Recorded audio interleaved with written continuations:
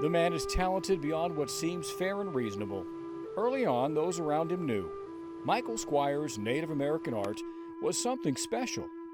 My first painting I ever sold was to Dennis Evans. He was my social studies teacher, and he really liked my drawings that I had done, and just doodling around, and he asked me if I could make a picture. I said, sure. And I did about 2 or 3 of them, and he bought that one, and I remember I sold it for like $35, and I thought, oh, this is good. This is so good. Squire was born in the small town of Talahena. The beauty and wildlife of southeast Oklahoma may have been his early inspiration. He eventually relocated to Glenpool, where his passion for painting really began to flourish. A beloved uncle offered Michael the encouragement and supplies he needed to explore a budding talent. His name is Johnny Hawk, and as far as my art, he's been a very big influence in me. He used to come down to during birthdays and such and everything like that, when he'd just be in town, bring me some stuff to draw on, paper sacks, and just drawing on it. His family and friends believed in him, but Squire was just beginning to grow his art portfolio. When he wasn't holding a paintbrush, Michael used his hands for landscaping and irrigation to supplement his meager income. Once I picked up the brush and started painting again, and everything just felt fresh. Pretty much, I guess, what I needed, to take time away from it. It was something I really loved to do, and I stayed with it no matter what I was doing, even when I was working. But I must admit, there was time there where I did not touch a brush. No, there was the other one I wanted to work on. Yeah. Mike Squire is a proud member of the Creek Seminole Nation. His work is a throwback to the last decades of the 20th century, the golden age of Native American art. Philbrook has got one of my pictures. McFarland Library over in TU campus, they've got, a couple of them, and Gilcrease and Philbrook both have, some of my pictures kind of stashed away here or there. So Mike has that rare ability to capture those fleeting moments. His eyes are the lens, his mind the film. The canvas is his photograph. His son Jesse believes the exceptional attention to detail makes him a truly one-of-a-kind artist. Interesting, creative. It's realism, the faces and the bodies and the people. And then that's the one thing I noticed, because he works on it the most. But whenever I go with him to sell paintings and stuff, that's what the dealers point out, the detail in his faces. And then that's when you notice not everyone has as many up close detailed faces in their work. So especially in realism and doing people, it's easier to do landscapes, Type of work I try to do, and the type of work that usually comes out are two, kind of two different things sometimes.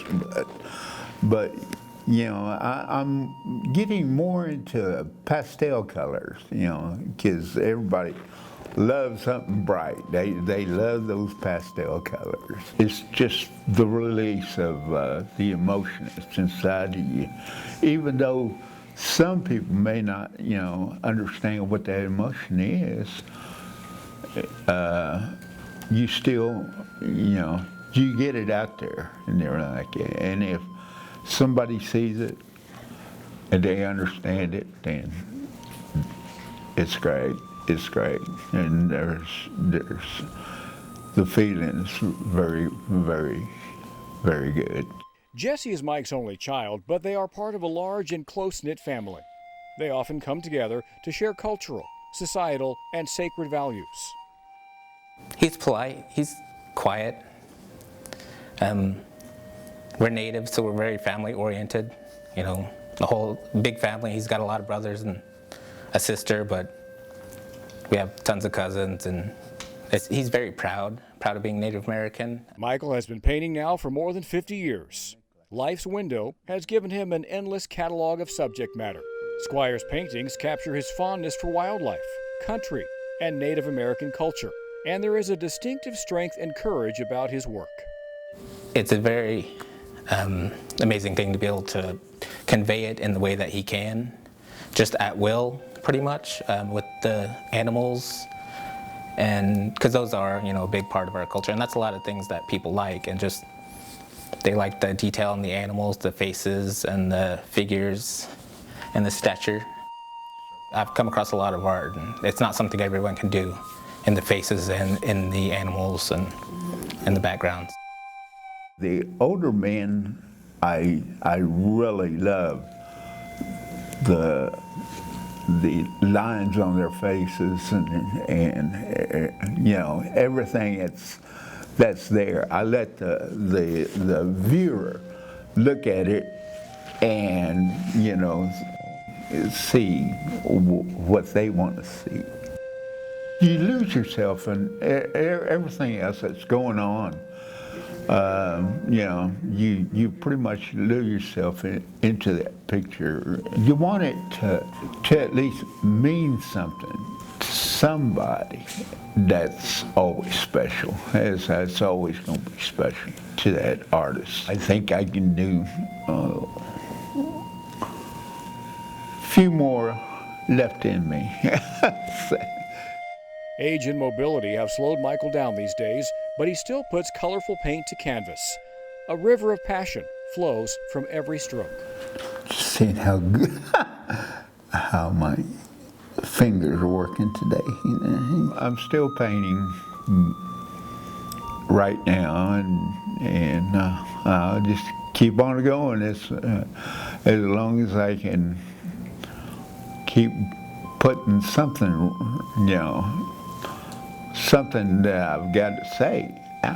I don't think I have that much longer. So, you know, it's just what's there, and, you know, people have been telling me, you know, it's kind of getting worse. But,